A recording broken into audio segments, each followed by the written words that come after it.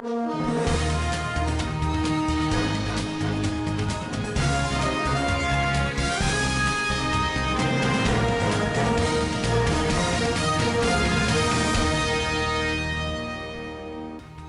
Election Petition Tribunal in Zamfara received 4 petitions in respect of the recently concluded National Assembly elections. Nigeria Labour Congress to suspend nationwide strike. Inspector General of Police commends officers for peaceful polls. Chief of Army Staff lauds personnel for professional conduct during polls. And in business news, Gombe, Jigawa and Sokoto State ranked friendlier states for business in Nigeria. And on international scene, U.S. President widens net in New Democracy Summit. And on sports news, Super Eagles coach hopeful of defeating Guinea-Bissau. Hello and thanks for joining us. That was the headlines for Standard Voice Television News. Rahama Ibrahim Nisa with the news info. The Election Petition Tribunal in Zamfara State has so far received 4 petitions in respect of the recently concluded National Assembly elections. Those received include that of Senate between Bala Muhammad Mande of People's Democratic Party and Sahabia U of All Progressives Congress. In a statement signed and issued by the Tribunal Secretary Usman Muhammad Jankoli Esquire, said the tribunal also received 3 election petitions in respect of House of Representatives contest. The statement said the petitions are those between Sani Umar Dangaladima of the People's Democratic Party and Aminu Sani Jaji of the All Progressives Congress. Others are those between Shehu Ahmed of the PDP and Abdul Malik Zubairu of the APC, as well as that between Umar Sarkin Fada of the APC and Bello Hassan Shinkafi of the PDP. The petitions were received on the 17th of March 2023. Minister of Labour and Employment Chris Ngige has met with CBN Governor Godwin Emefiele and the Nigeria Labour Congress President Joe Ajaero in an effort to avert nationwide strike billed to begin on Wednesday over Naira and fuel scarcity. After the tripartite meeting, the NLC President Joe Ajaero said Labour was satisfied that CBN has started pumping money to deposit banks for a smooth cash flow.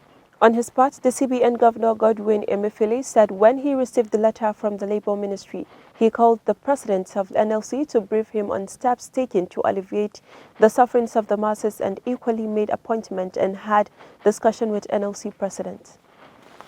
The Inspector General of Police, IGP Usman Al-Ali Baba, had met with strategic police managers of the Nigeria Police Force, comprising Deputy Inspectors General of Police and members of the Force Management Team, Assistant Inspector General of Police, Commissioners of Police and other tactical commanders at the Goodluck Jonathan Peacekeeping Hall, Force Headquarters, Abuja. For more on the story, Umukusum Muhammad reports. The meeting was to evaluate police performance during the 2023 general elections, highlight lessons and strengths, and dissect complex dynamics for subsequent optimal performance. In a statement by the Force Public Relations Officer, CSP Olumuyiwa Adejobi, the IGP says the opportunity to commend the senior police officers and commanders and other ranks for their resilience, sacrifices, and professionalism, which ensured the containment of the pockets of election security breaches across the country during the electioneering process. The IGP also commended them for enhanced overall credibility of the elections in line with the police reform initiatives of President Muhammadu Buhari. Umukusum Muhammad reporting for Standard Voice Television. The Chief of Army Staff, Lieutenant General Farouk Yahaya, has commended officers and men of the Nigerian Army for their show of professionalism during the just concluded general elections, saying the performance of the Army contributed to the peaceful conduct of the polls. For more on the story, our correspondent Zainab Abdul Wasir reports. The Army Chief, who spoke during the first quarter of 2023 Veterans Affairs Seminar Workshop held in Calabar, was represented by the Chief of Army Standard and Evaluation Major General Sani Muhammad.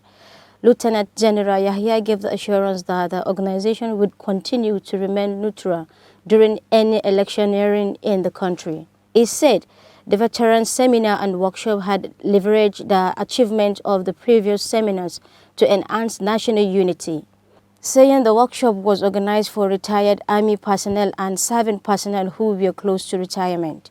Zainab Abdulwasiyu reporting for Standard Voice Television.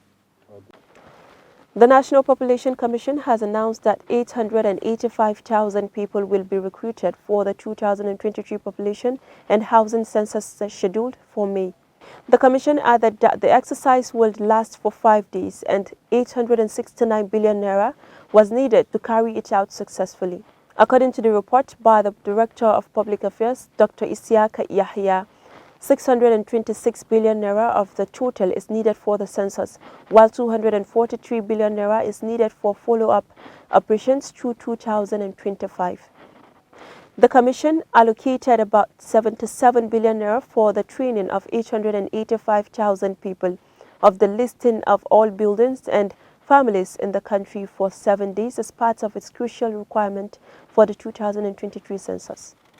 Some traders in the Federal Capital Territory have expressed delight over improvement in the availability of Naira notes to citizens. Newsman reported that many markets in Abuja returned to normal daily business activities as Central Bank of Nigeria injected more Naira notes to the commercial banks. Emit seller Alhaji Audu Ali said since the Naira scarcity started, business had not been good, saying most days he had no meat to sell due to the development. National Directorate of Employment has empowered 20 women with skills and shoes and bags making in Zamfara State. NDE Director General Malam Abubakar Nuhu Fikpo, who addressed the beneficiaries during the flag-off of the 5-day training in Gusau, said the training was aimed at making women self-employed and employers of labor. Malam Abubakar explained that the training was part of the NDE's program designed to provide job opportunities for unemployed Nigerians with a view to reducing unemployment and to boost social and economic standard of the citizens. The NDE boss, who was represented by the new state coordinator of the Directorate, Mohammed Umaru Sanda, said the NDE, under its Women Empowerment branch of the Small Scale Enterprise Department, trained 740 women from 36 states of the Federation, including the Federal Capital Territory, and shoes and bags making with fabrics. The Nigeria Liquefied Natural Gas Limited has begun another round of commissioning of Phase 1 project in its multi-billion naira hospital support program in Lagos, Kano, Bayelsa, and Cross River states. The round started with the commissioning of an obstetrics and gynecology ward at Lagos University Teaching Hospital, followed by the commissioning of an intensive care unit at Niger Delta University Teaching Hospital, Yenagoa, an occupational therapy and neuromodulation rehabilitation center at Aminu Kano Teaching Hospital, Kano, and a neurosurgical and stroke center at University of Calabar Teaching Hospital, Calabar. The commissioning of projects began in 2022 with the opening of a maternity center at University of Abuja Teaching Hospital, Gwagwalada, and a new intensive care unit at University of Benin Teaching Hospital. Some stakeholders of the All Progressives Congress in Bayelsa State have called on the national leadership of the party to disqualify the Minister of State for Petroleum Resources, Timi Silva, from contesting the governorship primaries of the party over his refusal to resign his position as minister. The aggrieved members, numbering over 40 from 43 wards in Ekirimo, Ogbia, Sagbama, Kolokuma, Okpukuma, and southern Ijo local government areas of the state, in a petition to the party national leadership, pointed out as at the time the minister was screened, he has not resigned. The petition, which was addressed to the national chairman, national secretary, legal advisor, and national organizing secretary of the party, said the minister's action is a violation of the party's constitution. The People's Democratic Party in Benue State has denied Iyochia Ayu's letter of suspension, saying their signatures were forged. In a letter addressed to the PDP chairman in Boko local government area of Benue State, the executive members of Igyoru ward of Benue State explained that they never endorsed Ayu's suspension for any reason.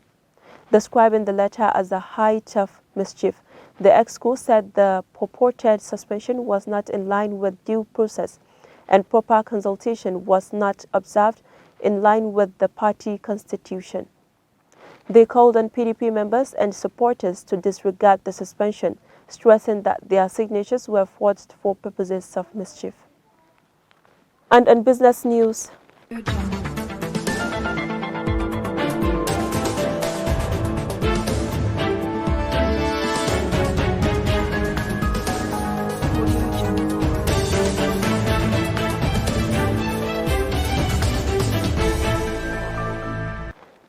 The Presidential Enabling Business Environment Council has ranked Gombe as the state which provides the friendliest environment for business in Nigeria. This was contained in the Council's 2023 Subnational Ease of Doing Business Report.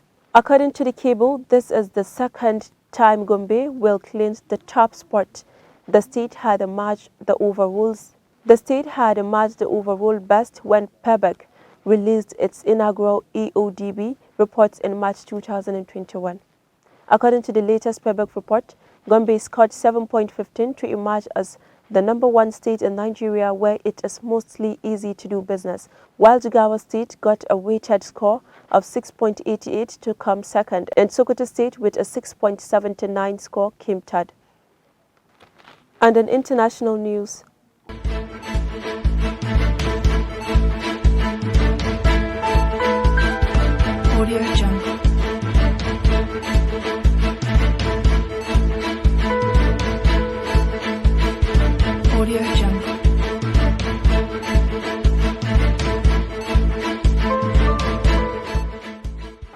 the United States on Tuesday opened its second summit for democracy with its eyes firmly on the rest of the world, seeking a united front against authoritarianism as Russia attacks Ukraine and as China launches a diplomatic offensive.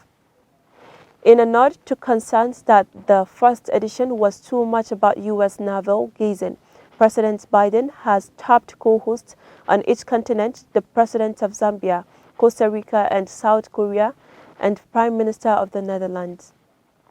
In total, he has invited 121 leaders for the three-day mostly virtual summit, 8 more than in 2021. The summit will open with a virtual conversation on peace in Ukraine featuring President Volodymyr Zelensky.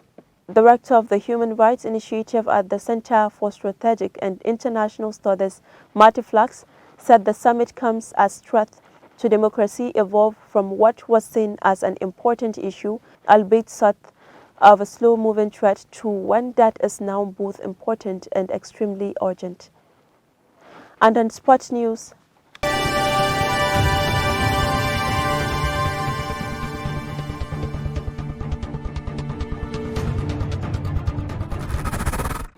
Super Eagles coach Jose Peseiro has promised that the team will defeat the Dejotos of Guinea-Bissau in Africa Cup of Nations qualifiers match in the tiny Indian Ocean country. Newsman reported that Guinea-Bissau national football team defeated Super Eagles 1-0 in Abuja last week. Responding to questions, the coach of the Super Eagles said if they repeated the performance of last Friday in the second leg, they will beat them 3-0, saying no team can take good luck all the time. Peseiro had said the Super Eagles were unlucky to convert the chances that they created in last match. And that's all we have for today's package, but before we go, let's take a recap at the major headlines. The Election Petition Tribunal in Zamfara received 4 petitions in respect of the recently concluded National Assembly elections. Nigeria Labour Congress to suspend nationwide strike. Inspector General of Police commends officers for peaceful polls. Chief of Army Staff lauds personnel for professional conduct during polls.